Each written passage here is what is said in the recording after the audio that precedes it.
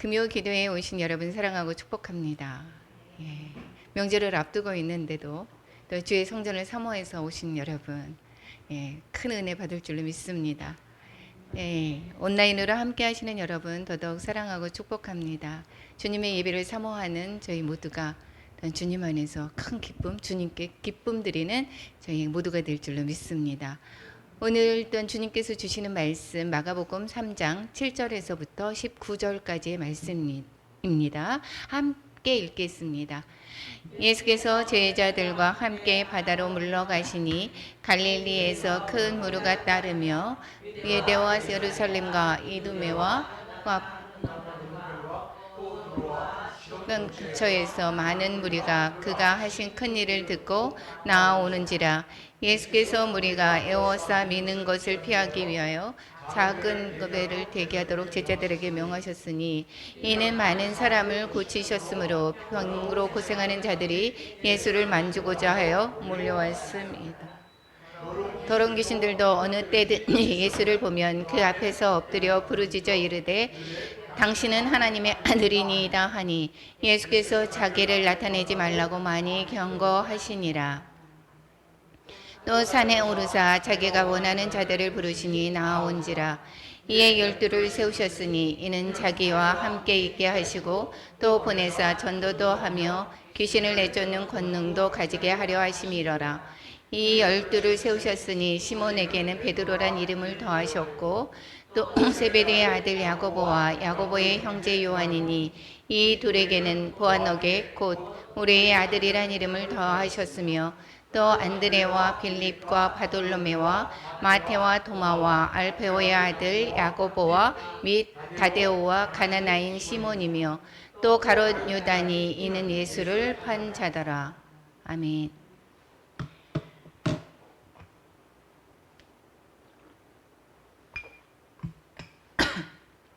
기도하겠습니다. 사랑과 은혜가 충만하신 하나님 아버지, 저희들 또한 금요 기도회 가운데 불러주셔서 주님을 찬양하며 예배드릴 수 있는 은혜 주심에 너무도 감사합니다. 저희들 또한 말씀을 듣습니다. 주님 주신 말씀 온전히 전할 수 있도록 하여 주셔서 저희 모두가 은혜 받는 시간 될 수 있도록 하여 주시고 하나님께 더욱더 가까이 가는 그러한 시간 될 수 있도록 인도하여 주시옵소서.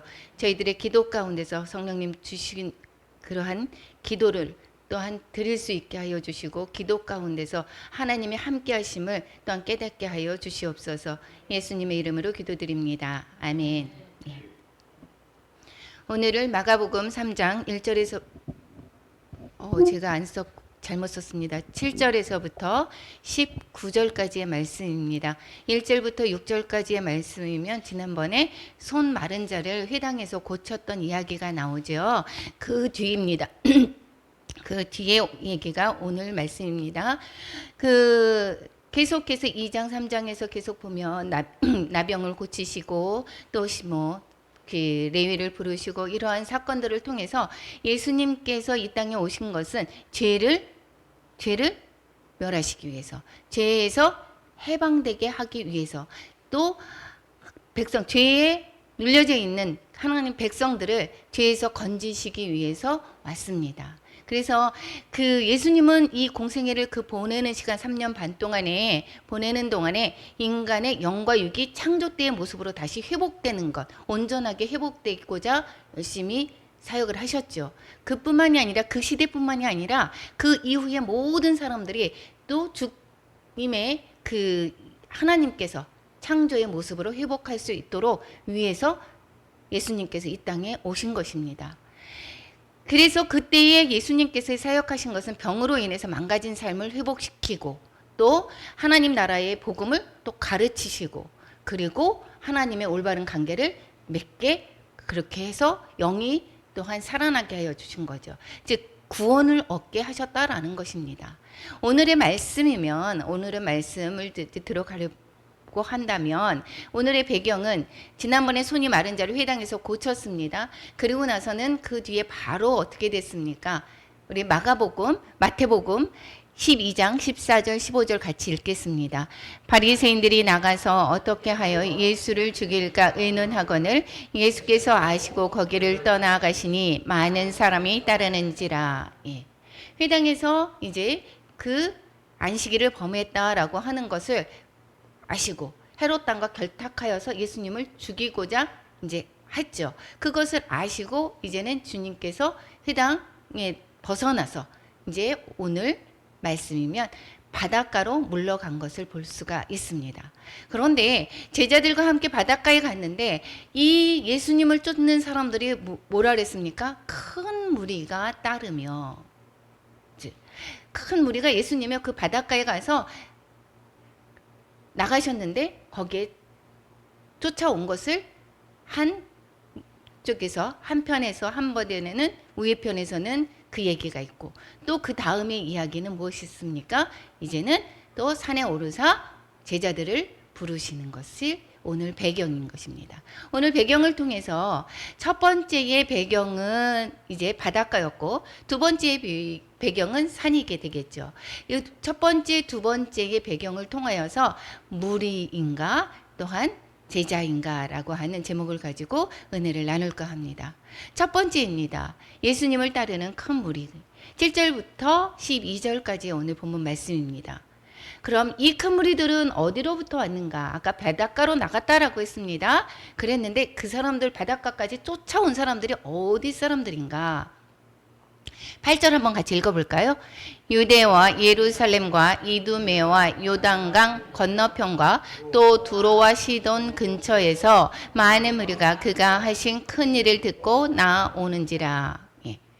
이 큰 무리들이 이 바닷가에 갔는데 여기 많은 사람들이 바닷가니까 넓죠. 회당보다 더 넓습니다. 어디서 소문을 들었는지 동서남북 즉 갈릴리 그 주변을 중심으로 동서남북에서 다 왔다라는 것입니다. 동서남북에서 예수님께로 다 몰려왔습니다. 예수님이 하신 큰 일을 듣고 나왔다라는 것입니다. 그래서 예수님께서 이 큰 무리가 밀다가 보니까 어떻게 될까요? 손을 대서 낚고자 하고 이렇게 하니까 가만히 있을 수가 없으니까 배를 띄워서 배 바닷가로 발을 타고 나가신 것을 봤습니다. 그래서 조금 떨어져서 나갔으니까 거기에서 말씀하실 때 바다에 바람이 불어서 이 마이크 역할을 하는 거죠. 그래서 말씀을 전할 수가 있었고 또 큰 무리가 미는 것을 방지할 수가 있었습니다. 그렇게 이 많은 사람들의 병을 고쳤을 뿐만 아니라 그분들에게 또한 말씀을 전파하신 것을 볼 수가 있습니다. 그런데 이 큰 무리들은 무엇 때문에 왔을까요? 아까 예수님이 큰 일을 행하신 것을 들었다라고 했습니다. 8절에서 그리고 10절 같이 읽어볼까요? 이는 많은 사람을 고치셨으므로 병으로 고생하는 자들이 예수를 만지고자 하여 몰려왔음이더라. 예. 여러분 누가 예전에 현신의 권사님이 그랬습니다. 현신의 권사님이 암이고 무슨 못 고치는 병이 거의 없었습니다. 그래가지고 많은 사람들이 거기 용산에 거기 텐트에 거기에서 천막이었었죠. 천막에 거기 얼마나 몰려들었는지 모릅니다. 여기 예수님의 소문은 더 하셨죠. 동서남북할 것 없이 그때는 이 교통이 발달하지도 않았음에도 불구하고 먼 길을 왔습니다. 그래서 예수님께 나왔죠. 뭐 때문에? 병 고침 받으려고. 내가 병을 고침받으려고 하는 무리가 있었습니다. 또 그 귀한 일들을 보고자 하는 사람도 있을 것입니다. 또 무엇입니까?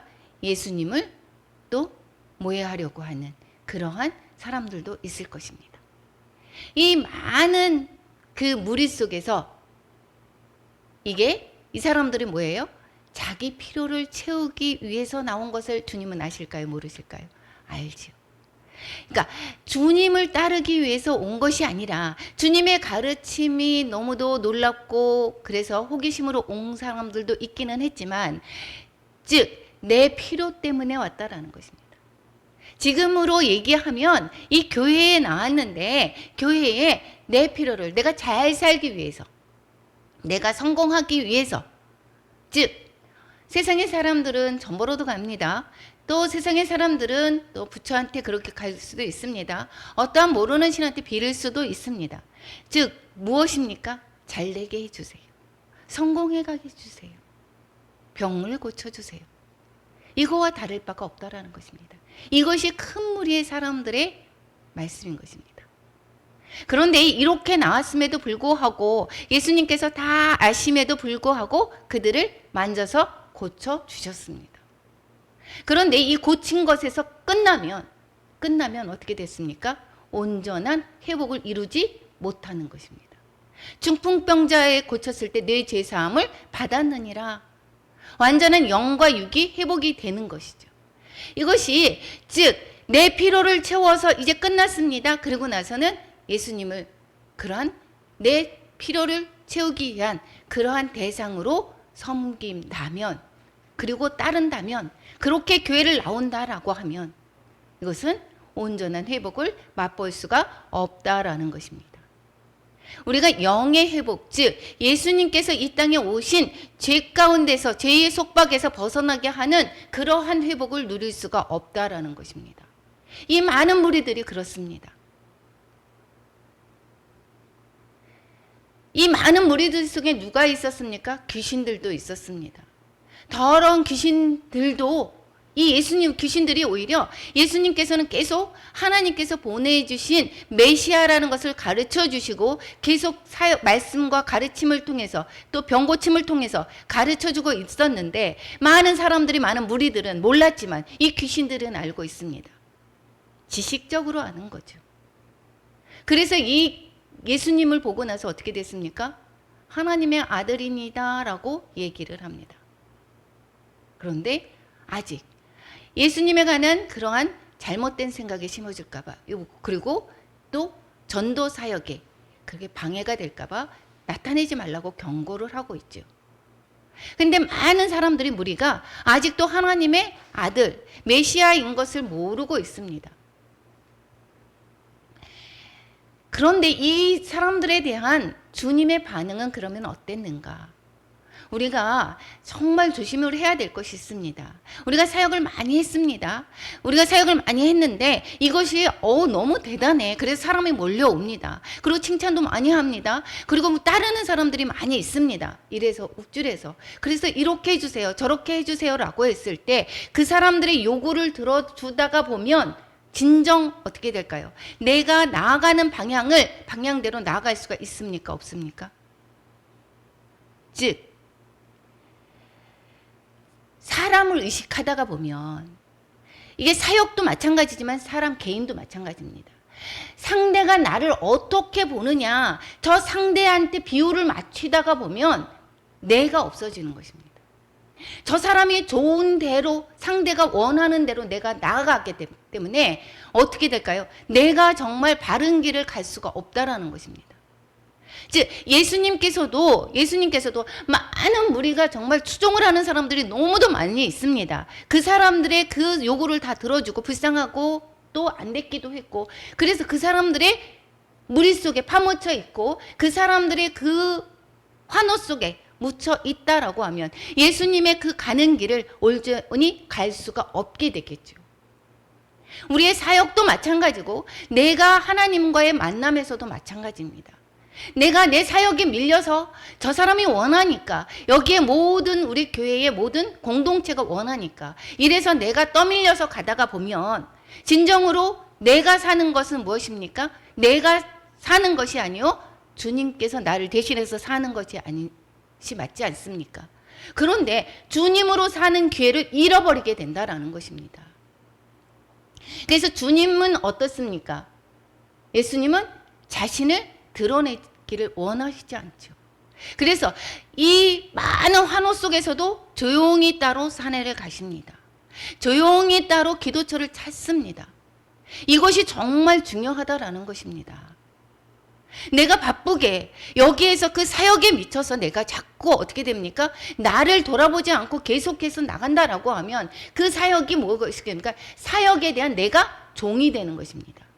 내 혼자에서도 마찬가지로 상대가 나를 어떻게 생각하는가, 많은 사람들이 나를 어떻게 생각하는가에 따라서 움직인다라고 하면, 저 사람들의 비유에 맞춰서 나간다라고 하면, 그러면 내가 어떻게 됐습니까? 상대의 종이 되는 것입니다. 그래서 상대를 그렇게 의식할 필요가 없는 것입니다. 상대를 사랑하고 이웃을 사랑하고 또 이웃을 또 내 몸과 같이 사랑하면서 권면하고 주님을 온전히 전해야 되는 거지만 즉 사람이 상대의 필요에 따라서 내가 정말 움직이고 나를 돌아보지 않는다라고 하면 내가 주님으로 사는 기회를 잃어버린다라는 것입니다. 그래서 주님께서는 온전한 십자가의 길을 가기 위해서 이렇게 추종하는 세력들을 자꾸자꾸 물리칠 때가 너무도 많이 있었던 것을 우리는 성경에서 보지 않습니까? 오는 추종자들을 국률한 마음과 사랑의 마음으로 고치시기도 하십니다. 그리고 가르치시기도 하십니다. 그렇지만 그들의 요구대로 그들의 추종하는 대로 따라가지 않는 것을 볼 수가 있습니다. 두 번째입니다. 두 번째 이제 13절에서 19절까지의 말씀은 우리 그 성경을 읽을 때 보면 이렇게 동그라미가 있죠. 이렇게 성경을 읽다가 보면 이 동그라미가 무엇인지 아십니까? 이것이 문단이라고 생각을 하시면 됩니다. 이게 문단, 이 내용이 좀 바뀔 때마다 그 동그라미가 있습니다. 그래서 그 두 번째의 오늘 거의 두 번째는 제자를 부르시는 거, 예수님께서 제자를 부르시는 것을 또한 볼 수가 있습니다. 산에 오르사 13절 같이 읽겠습니다. 또 산에 오르사 자기가 원하는 자들을 부르시니 나온지라. 여기에서 산에 오르사 이제 자기가 원하시는 자를 부른다라고 읽겠습니다. 누가 원하는 것? 추종하는 사람이 상대가 원하는 사람을 불렀습니까? 예수님께서 원하시는 사람을 불렀습니까? 예수님께서 원하시는 분을 불렀다라는 것입니다. 기도를 하시고 여기서 기도를 하시고 있었는데 자기가 원하는 자들을 예수님께서 부르십니다. 즉 내가 선택하는 것이 아니라 주님께서 나를 선택하는 것이다라는 것입니다. 요한복음 15장 16절 같이 읽겠습니다. 너희가 나를 택한 것이 아니요 내가 너희를 택하여 세웠나니 이는 너희로 가서 열매를 맺게 하고 또 너희 열매가 항상 있게 하여 내 이름으로 아버지께 무엇을 구하든지 다 받게 하려 함이라. 예수님이 너무도 유명했죠. 추종자들이 얼마나 많았습니까? 그럼에도 불구하고 예수님께서 기도하시고 제자를 부르시는 모습, 예수님이 원하시는 그러한 예수님이 원하시는 것은 하나님이 원하시는 거죠. 그래서 부르셨습니다. 부르시니 이것은 시제가 현재입니다. 그러면 지금도 부른다라고 하는 것입니다. 여러분을 부릅니다. 제자를 부르시고 계십니다. 주님은 지금도 계속해서 부르시고 계시는 것입니다. 그런데 12 속에 들어가 있지 않는데요. 그렇게 할 수 있습니다. 그런데 주님이 원하셔서 부르셨습니다. 주님이 원하셔서 부르셨는데 주님이 원하셔서 부르셨으니까 나는 끝까지 하나님께서 나를 천국으로 인도하실까요? 견인이라고 합니다. 그래서 장로교의 교리 중에 하나죠. 그런데 이것이 예수님께서 끝까지 원하셨지만 주님과 끝까지 갈 수 있다라는 것은 아닙니다. 주님이 제자를 부르셨습니다. 그런데 내가 매일매일 자기를 부인하고 나를 부인하고 주님을 따라야 하는 순종이 있습니다. 여기에서 가룟 유다가 12 제자로 불렀습니다. 그런데 끝까지 예수님과 함께 갔습니까? 그렇지 못했죠. 19절에 보면 또 가룟 유다니 이는 예수를 판 자더라. 예수님께서 제자를 부르셨지만 우리를 부르셨습니다. 우리가 주님을 매일매일 순종으로 따라가지 않는다라고 하면 영원히 끝까지 주님의 나라에 같이 함께 가지 못할 수도 있다라는 것입니다. 내가 옛날에는 하나님을 너무도 잘 만났는데요. 하나님의 은사도 엄청 많이 받았는데요. 내가 하나님을 사랑해서 하나님 안에서 내가 모든 것을 헌금을 얼마나 많이 했는데요. 내가 선교를 얼마나 많이 했는데요. 그런데 지금은요.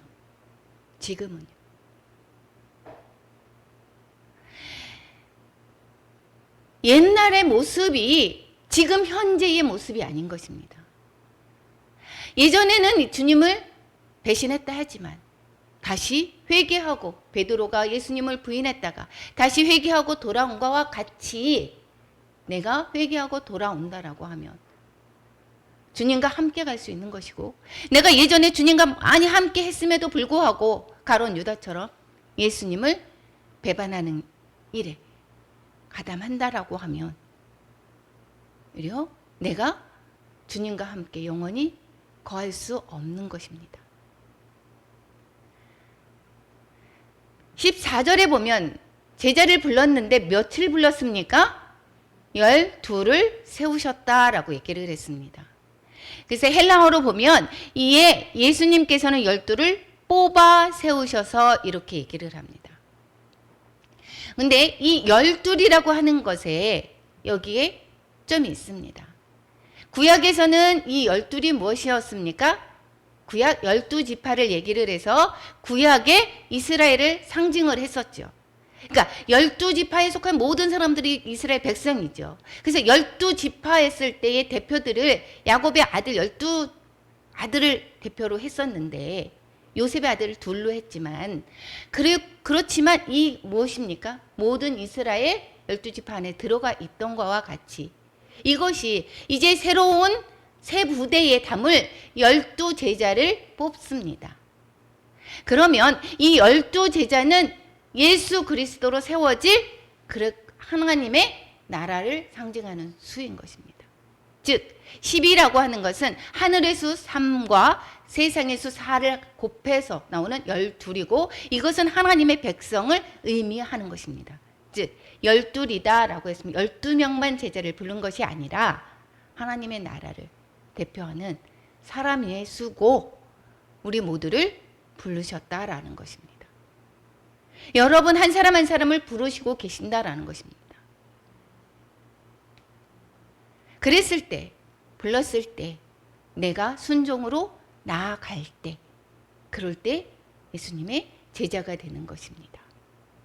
이 12를 세우셨으니 아까 뭐라고 했습니까? 뽑아 세우다라고 얘기했습니다. 이 뽑다라고 하는 것은 임명하다, 창조하다.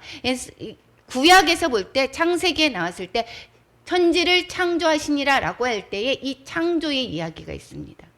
그러니까 이 12를 새롭게 창조를 했다라는 것입니다. 즉 구속사의 관점에서 새롭게 역사적인 실체의 탄생을 의미하는 것입니다. 이것은 그러니까 그냥 새로운 출발점, 새롭게 시작하는 그러한 창조의 의미가 담겨져 있다라는 것입니다. 그러면 누구를 제자로 삼으셨는가? 여기에서 16장에서부터 19절까지의 말씀 중에서 보면 12명의 제자 중에서 누구였습니까? 시몬이라고 하는 베드로가 제일 유명하죠. 우리가 그리고 베드로, 야고보, 요한 이렇게 세 명은 주 제자지요.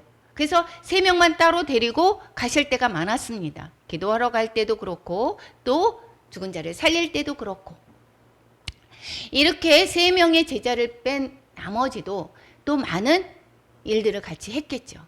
그래서 보아너게라고 하는 우레라고 하는 것은 이 야고보와 요한의 형제한테 이름을 붙여주셨습니다.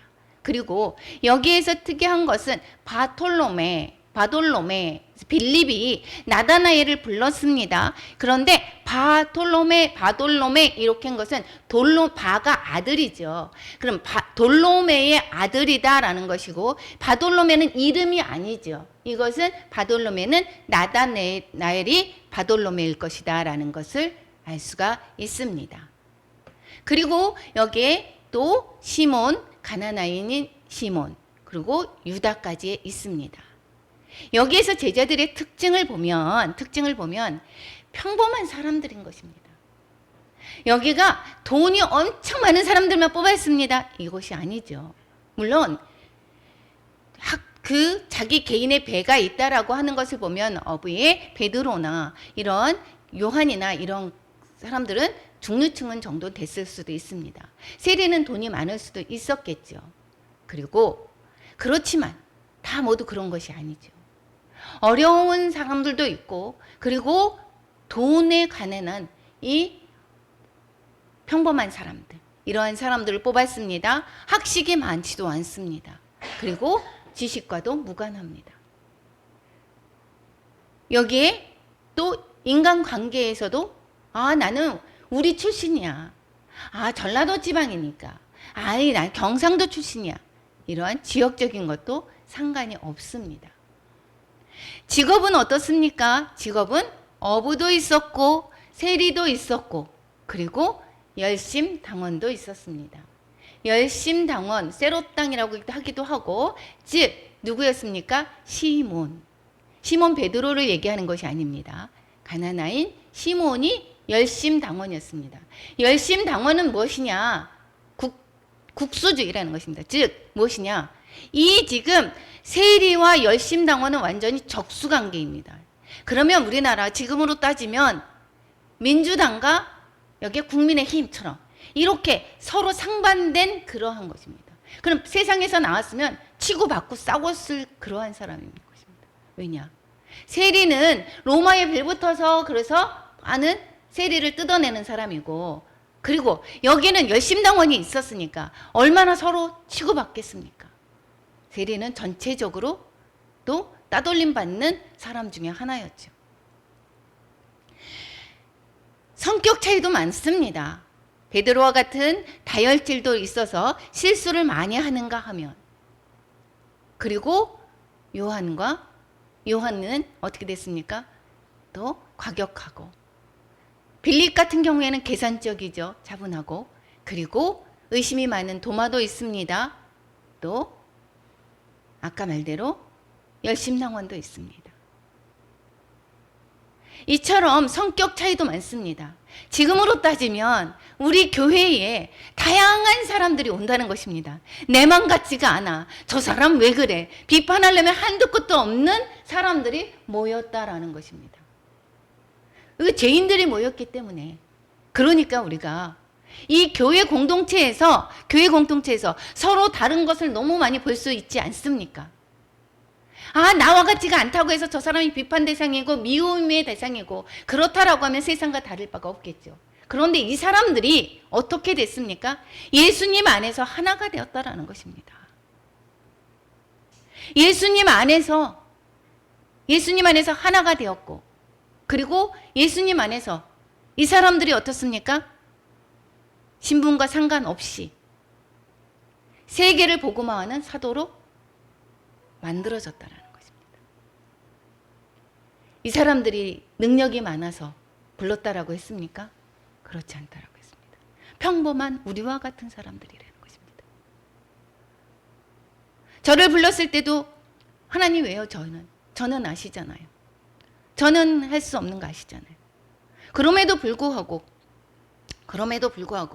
순종하는 마음으로, 이제는 내가 하는 것이 아니라 주님께 맡기는 마음으로,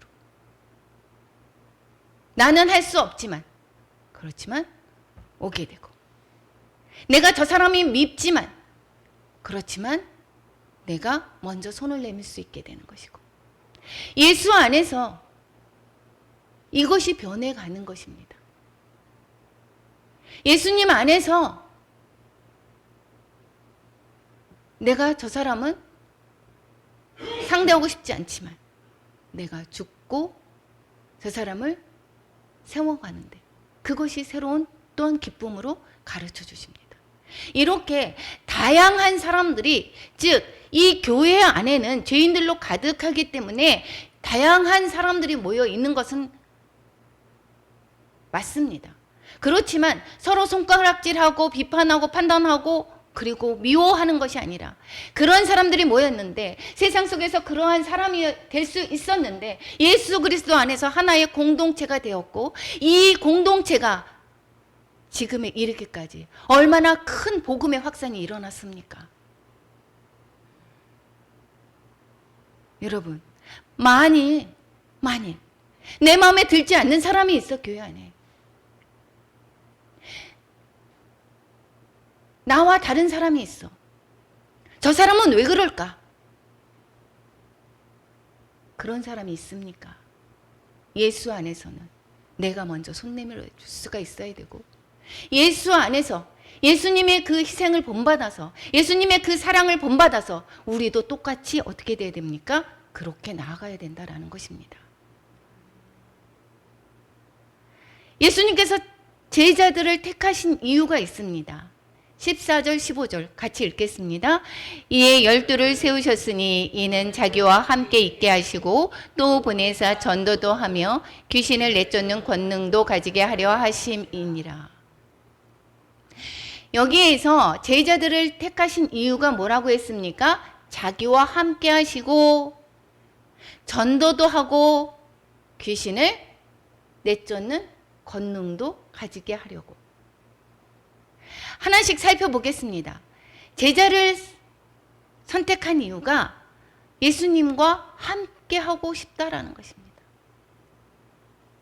이 사람들을 능력을 키워서 우리가 어떻습니까? 제자를 해서 많이 가르쳐서 이 사람을 갖다가 전투하러 탁 내보내는 것이 아니라, 그것이 아니라 하나님과 교제하고 싶어. 우리가 제자로 불렀습니까? 제자로 가서 내가 어떻습니까? 먼저 무엇을 하는 거가 중요한 것이 아니라 예수님과 함께 하는 것이 중요하다라는 것입니다. 예수님은 함께 하기를 원한다라고 했습니다. 자기와 함께 있게 하시고 교제 나누시는 것입니다. 그래서 여기에서 교회에서 왔습니다. 우리는 어떻습니까? 나는 내가 내 일을 하고, 하나님 내가 이렇게 되는데 어떻게 해야 될까요? 무엇일까요? 이러한 요구를 하는 그러한 사람인 것입니까? 아니면 하나님과의 교제가 정말 기쁨으로 예배의 자리에 나오시는 것입니까? 예수님께서는 자기와 함께 하시는 것입니다. 우리 주와 더불어 교제하게 하시는 하나님은 미쁘시도다. 사도 바울이 고린도 교회 편지할 때 그렇게 쓰지 않았습니까? 왜 하나 같이 하겠습니까? 제가 이제 우스갯소리입니다. 제가 처음에 결혼을 했는데 목사님이 너무 바쁘십니다. 담임 목사님이 너무 바쁘셔서 그때는 이제 목사님 되기 출장도 가시고 너무 바쁘셨습니다. 근데 출장을 갔는데 저는 같이 있고 싶은데 출장을 가는 일도 많고 그렇게 됐습니다. 그러면은 저녁에까지도 없잖아요. 그러니까 그때가 나이가 꽤 돼서 결혼을 했는데도 불구하고 왜 울었는지를 모르겠습니다. 외국에서 전화를 하는데 막 울면서 언제 오는데 이러면서. 그것이 함께하고 싶은 마음에, 이 함께하고 싶은 것이 어떻게 됐습니까? 사랑의 교제를 나누는 것이고, 또 무엇입니까? 상대를 가르칠 수가 있습니다. 그냥 내가 이거는 이렇게 해, 저거 저렇게 해. 예수님께서의 그 생활 방법을 제자들도 어떻게 될까요? 함께 하면서 배우는 것입니다. 이게 훈련이 되는 거죠. 삶의 모습을. 이것이 정말 어렵지 않습니까? 설교만 하고 설교에서 지식적인 거 가르쳐주는 것은 누구나 할 수 있을런지 모릅니다. 내가 배우기만 한다라고 하면. 그렇지만 그것을 삶에 적용하는 것 쉽지 않습니다. 그래서 목사의 자녀들이 교회를 전혀 안 간다라고 하는 사람들도 꽤 많지 않습니까? 왜요? 말씀과 생활이 다르니까. 이 예수님께서는 이 함께 하시면서 그 생활의 그 모든 것을 본으로 보여주셨습니다. 그리고 가르쳐 주시고 닮게 하시는 것입니다. 지금 우리가 예수님과 함께 하기를 원하는 거 계십니까? 함께 하는 그러한 방법은 말씀과 기도입니다. 말씀과 기도 없이 주님과 어떻게 함께 합니까? 세상의 말을 많이 듣습니다. 세상의 방법대로 가는 것이죠. 주님과 할 시간이 없습니다. 내 생각에 너무도 바쁩니다. 주님의 말씀 읽을 시간이 없습니다. 그러면 어떻습니까? 내 생각대로 움직여집니다. 기도가 없습니다. 주님, 다윗이 꼭 뭐 했습니까? 기도했죠. 이것을 치러 올라갑니까? 갑니까? 맙니까? 다윗이 계속해서 기도하는 모습을 보여줬습니다. 주님과 함께 하는 것을 나타내고 주님의 말씀대로 순종하는 모습이죠. 그래서 말씀과 기도가 없다라고 하는 것은 주님과 함께 하지 않는다라고 볼 수가 있습니다. 그래서 말씀과 기도는 주님과 함께 하기 위해서는 꼭 필요한 것입니다. 두 번째는 전도하려고. 이것이 궁극적인 목적이죠. 궁극적으로 많은 사람이 추종했습니다. 많은 사람이 했었는데 불구하고 단 12명을 뽑아서 훈련을 시킵니다. 이 훈련이 나중에 알게 되겠지만 이렇게 함께 했음에도 불구하고 예수님께서 십자가에 못 박혀 돌아가실 때 제자들이 다 어떻게 했습니까? 다 도망갔습니다. 그만큼 힘든 것입니다. 그런데 후에 성령을 받으면서 다시금 깨우쳐 나갔습니다. 깨우치고 정말 폭발적으로 주님을 전도한 것을 볼 수가 있습니다. 이것이 계속해서 무엇입니까? 함께 예수님과 함께 하는 것도 결국은 주님을 본받아서 그 주님을 본받아서 주님을 증거하게 하는 것이죠. 이것이 전도의 궁극적인 목적이 되는 것입니다. 그래서 예수님께서 마가복음 처음에 1장 38절에서도 뭐라고 얘기했습니까? 같이 읽어보겠습니다. 이르시되 우리가 다른 가까운 마을들로 가자. 거기서도 전도하리니 내가 이를 위하여 왔노라 하시고. 전도하기 위해서 왔다라는 것입니다. 그래서 우리를 제자로 부르셨습니까? 그러면 우리가 어떻게 하기를 원하신다라고 하시는 것입니까? 전도하기를 원하신다라는 것입니다. 예수님을 증거하기를 원하신다라는 것입니다. 어떻게 증거합니까? 말로도 증거하지만 권능을 나타내고 권능으로, 말씀으로, 삶으로 모든 것에서 전도를 하는 것입니다. 그래서 세 번째 보면 귀신을 내쫓는 권능을 주십니다.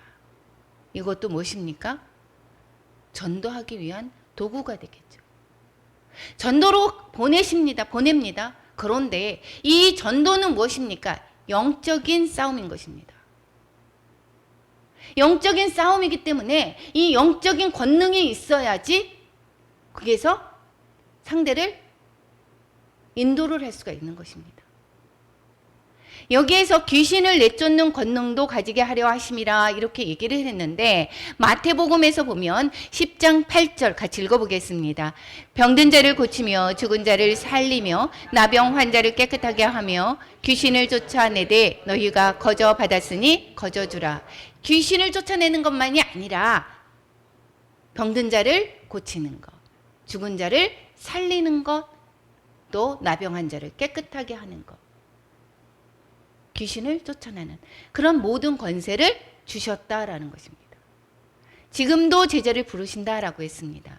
그때 그 제자한테만 권능을 주시는 것이 아니라 지금도 주님께서는 그 전도를 위해서 우리가 영적 전투를 위해서 어떠십니까? 지금도 권능을 주고 계십니다. 그래서 누가복음에서는 뭐라고 했습니까? 10장 19절 같이 읽겠습니다. 내가 너희에게 뱀과 전갈을 밟으며 원수의 모든 능력을 제어할 권능을 주었으니 너희를 해칠 자가 결코 없으리라. 영적 싸움 중에 있다라는 것을 내가 자각을 하고 겁을 낼 것이 없습니다. 무슨 권세를 줬습니까? 우리가 모든 능력을 제어할 권능을 주셨습니다. 예수의 이름의 권세가 우리에게 있다라는 것입니다. 그 권세를 사용하시기 바랍니다. 어떤 것에서도 우리가 어둠의 주관자들과 하늘에 있는 악한 영들을 우리가 무서워할 필요가 없습니다. 두려워할 필요가 없습니다. 우리가 때로는 문제가 있습니다. 문제가 있을 때 그 안에 내면에 보면 영적인 것이 정말 많이 있습니다. 그래서 우리가 영적인 것을 바로 알고 물론 두려워해서 걱정해서 근심으로 세상의 방법으로만 생각하는 것이 아니라 영적으로 생각하고 그리고 기도하면서 주님의 그 주시는 그 권능을 사용하시기 바랍니다. 뿐만 아니라 이 인간의 혜택, 즉 의료시술이 필요한 거라면 의료시술, 또 상담이 필요한 거라면 상담도 받아야 되겠죠.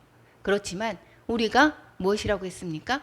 여러분에게 영적인 권능을, 모든 능력을 제어할 권능을 주셨다라는 것입니다. 원수요. 그래서 우리는 나는 그렇게 목사도 아닌데, 나는 사역자도 아닌데, 이것이 아닙니다. 여러분 항상 예수 이름의 권세를 사용하시기 바랍니다. 예수 이름의 권세에서 여러분의 가정을 구하시기를 바랍니다. 예수 이름의 권세를 통하여서 죽어가는 이웃을 살리시기 바랍니다. 오늘날도 두 종류의 신자가 있습니다. 예수님을 따르는 큰 무리가 있었습니다. 전반부의 내용에서. 또 그 다음의 내용에서는 제자를 부르시는 내용이 있었습니다. 오늘의 본문 말씀을 통해서 이 큰 무리들은 어땠습니까? 나의 필요를 위해서 예수님을 쫓아왔던 것을 볼 수가 있습니다. 제자는 어떻습니까? 나의 필요가 아니라 주님의 뜻에 초점을 맞추어서 주님의 그 바람대로, 주님의 그 말씀대로 순종하면서 어떻습니까? 전도를 하기 위해서 부르셨습니다. 그러면 여러분은 어디에 속하는 것입니까? 이 무리는 영적인 어린아이와 같은 상태게 되겠죠. 뭐 해주세요. 내 목적을 이루기 위해서 나왔기 때문에 이 목적을 이루고 나면 시들해지기 원합니다. 내가 갈급해서 나왔습니다. 그 갈급함이 해소가 되면 그러면 교회 발걸음이 뜸합니다. 왜 그렇습니까? 내 필요를 채우기 위해서 왔기 때문에. 그래서 봉사도 안 합니다. 그리고 대접받기를 원합니다. 인정받기를 원합니다. 이것은 참된 제자가 아니라 큰 무리 속에 속하는 그러한 사람들이겠죠. 처음부터 제자가 되지는 않습니다. 제자의 훈련 과정이 있습니다. 제자를 부르셨지만 제자가 성숙해져 나가서 나중에 정말 하나님의 제자의 사명을 감당하는 사람이 되어가지만 처음부터 그렇지는 못하겠죠. 그렇지만 여러분, 처음의 마음이 중요합니다. 무리로 오시는 것입니까? 주님을 찾는 것이 주님의 제자로 오시는 것입니까? 여러분의 부르시는 예수님의 그 부르심에 순응하는 것입니까? 예수님의 그 제자들은 나의 필요의 뜻에 맞춰 있지 않습니다. 주님께 초점이 맞춰 있습니다. 주님과 함께 하면서 말씀도 배우고 말씀과 기도로서 그래서 어떻게 됐습니까? 훈련을 하고 전도를 합니다. 그리고 주님의 능력으로 삶의 현장에서 하나님의 나라를 어떻게 됩니까? 세워나가는 것입니다. 가정에서 세워나갑니다. 이웃에서 세워나갑니다. 또 가는 곳곳마다 주님의 나라를 세워가는 사람들인 것입니다. 요한계시록에 이렇게 써 있습니다. 21장 14절. 그 성의 성곽에는 12 기초석이 있고 그 위에는 어린 양의 12 사도의 12 이름이 있더라. 큰 무리가 이름이 있다라고 했지 않습니다. 누가 새겨져 있습니까? 12 이름이? 12 사도. 즉 제자들의 이름이 새겨 있습니다. 여러분이 그 하늘나라에 이름이 새겨지기를 원하십니까? 이 제자의 삶이, 제자로 부름 받은 사람들이 거기에 이름이 새겨져 있다라는 것입니다. 예수님의 제자들입니다. 이 사람들은 평범했습니다. 우리와 같은 사람인 것입니다. 능력이 많아서, 돈이 많아서, 지위가 높아서 내가 좋은 출신이라 그렇지 않습니다. 주님께서는 오늘도 저희를 부르십니다. 그래서 주님의 말씀에 순종했을 때 우리가 주님의 제자가 되고, 그리고 우리가 제자에게 주님께서 권능을 주시고 그 권능으로 말미암아 하나님의 나라를 세워가는 것입니다. 여러분은 무리입니까? 아니면 제자입니까? 무리가 아니라 제자로서의 능력 있는 삶을 사는 제자들이 되시기를 축원합니다. 그리스도 예수의 좋은 병사로 쓰임 받는 성도가 되시기를 축원합니다. 이 제자들은 내 안위를 챙기지 않습니다. 현대의 삶이 내 편안한 삶을 살기 위해서 노력하는 것이 아니라 불편하지만 제자의 삶은 주님과 함께하기 때문에 늘 평안합니다. 여러분의 상황과 어떠한 조건 속에서도 주님의 제자로서 주님과 함께 하심을 깨달으며 늘 평안하시기를 축원합니다. 예, 우리 찬양하고 기도하겠습니다.